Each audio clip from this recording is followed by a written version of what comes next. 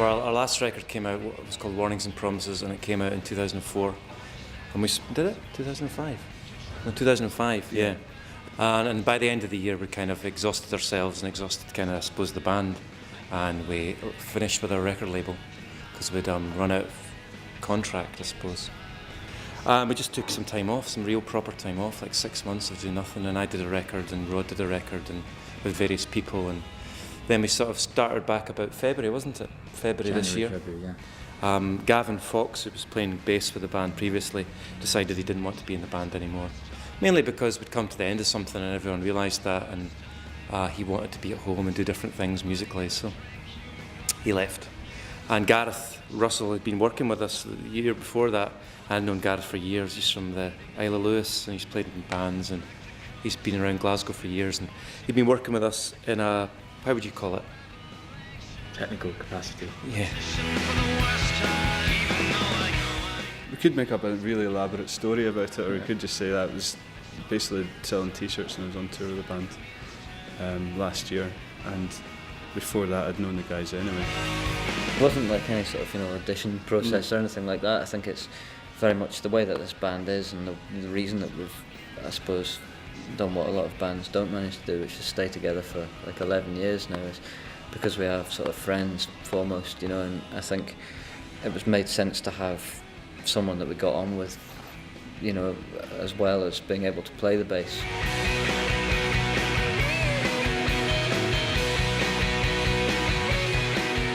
I suppose with our last label, it was, as far as what went on in America and the rest of Europe, it became quite, you knew what was going to happen, and it wasn't a good situation with the rest of kind of the world, as it were, and we were getting really fed up with being put on long tours for kind of no reason, really.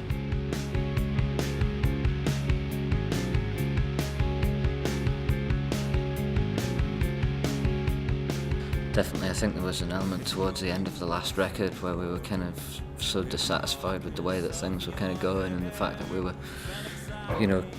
being sort of committed to doing things that were really kind of pointless, and that we didn't all necessarily want to be doing at that time. And there definitely was an element of like we needed a break, and we took this time off and did our other things that we wanted to do, and came back fresh with a sort of attitude that we were going to do this at our own pace. We all enjoy writing songs together, and that's why we're still playing in the band together, really. I think it's really not any more complicated than that.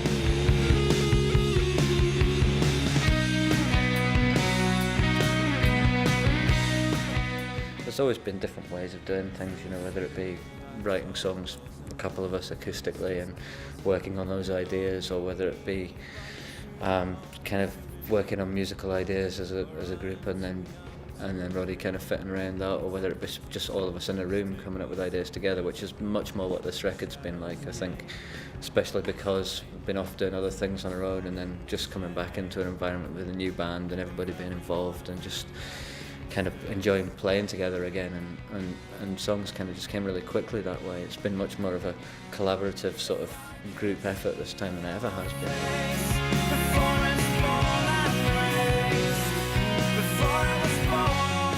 This record, we really wanted to just play it loud, like this is where we wrote, this room's where we wrote all the songs, and we recorded them here too.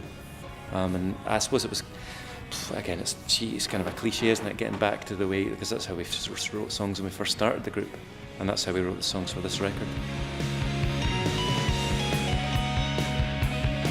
It was just, let's write 12 songs and record them and see what kind of record it is. And that was very much the approach that we had this time. It was just like everybody kind of get together and play, and let's see what this new band with a new dynamic, what kind of music comes out, and that was what came out.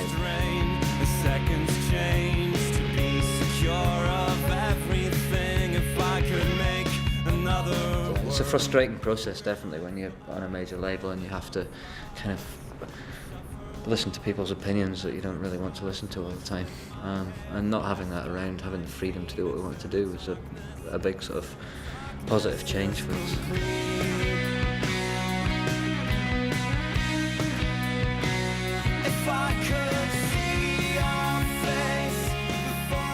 So there's something still compelling to me about walking into a space like this and, 2 hours later leaving it when you've made a song.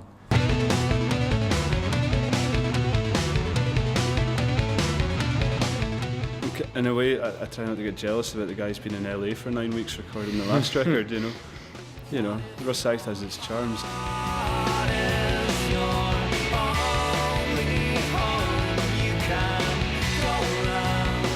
It is the same people, and we did record the whole record in our practice space with Dave Eringa, who's done a lot of records with us in the past and we have a real relationship with.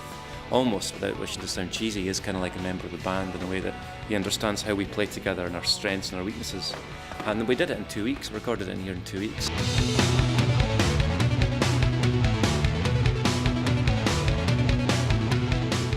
Certainly, I think because the last record was so kind of confused between rock music and folk music, I think doing this folk record with Roddy, and me doing another record myself with someone else, it's kind of allowed us to get a lot of the kind of folk influence stuff out of it, not out of our system, but we've kind of done that in other ways. And with this band, all we really wanted to do then was make a rock record.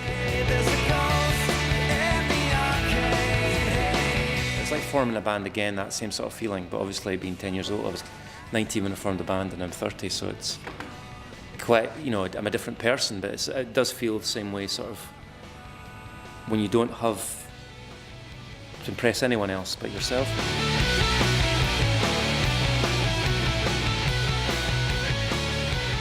When we were playing loud, fast rock music, everybody was listening to acoustic music, and then our software record came out and it was all...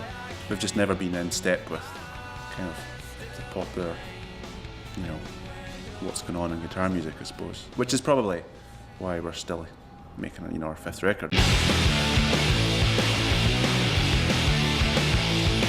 could break me by the bones until you break me inside. You could drag me from my home. So yeah, with Make Another World, we just kind of went back to the way we actually were to begin with. Like I said, just writing songs in the practice space and not dwelling too much on bridges or verses, just kind of getting on with it. And I think that's why the record sounds the way it does. And If It Takes You Home, which is like a limited edition 7-inch they're putting out, is just the sort of a brash reminder of, I suppose, what the band, you know, used to sound like. If it takes you, it takes you, it takes you home. And if it takes you, it takes you, it takes you home. And if it tries to take you, it takes you home. And if it takes you, it takes you, it takes you home. A song like that, I mean, I'm not ashamed to admit, I just stand back and it's the riff's the most important thing in a rock song, not the words really.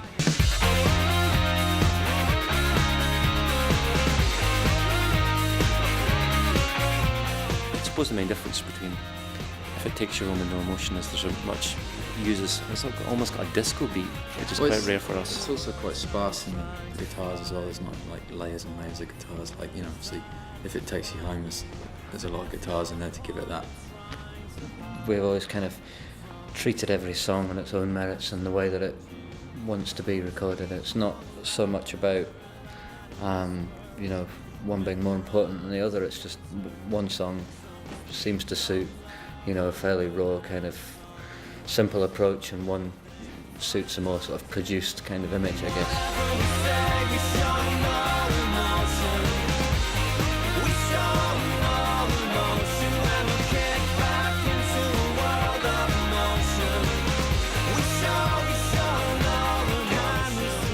I mean, personally speaking, I think we've always been almost first and foremost a live band, you know what I mean? That's how we started. A band's only really a band if it's playing, and that means, like, other than that, it's just like a kind of an idea between a group of people. So I think it's really important to go on tour. But we've done so much touring in the past and been on those kind of slog tours that you get you nowhere, that none of us will ever do that again.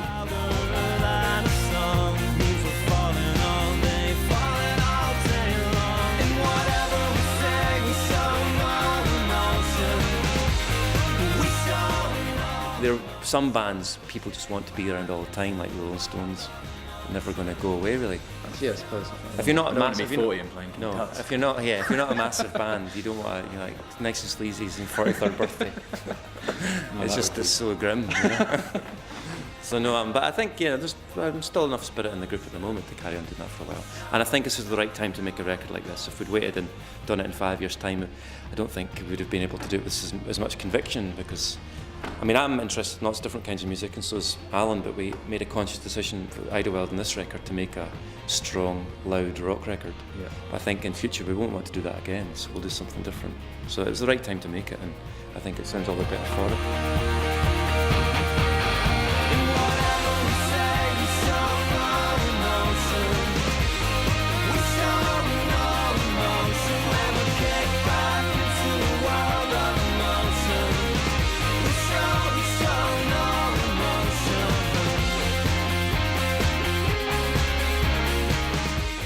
So much more important to us at this stage in our life. I think, having done this for 11 years now, and to be able to be finally in control of what we're doing again is just so important to us.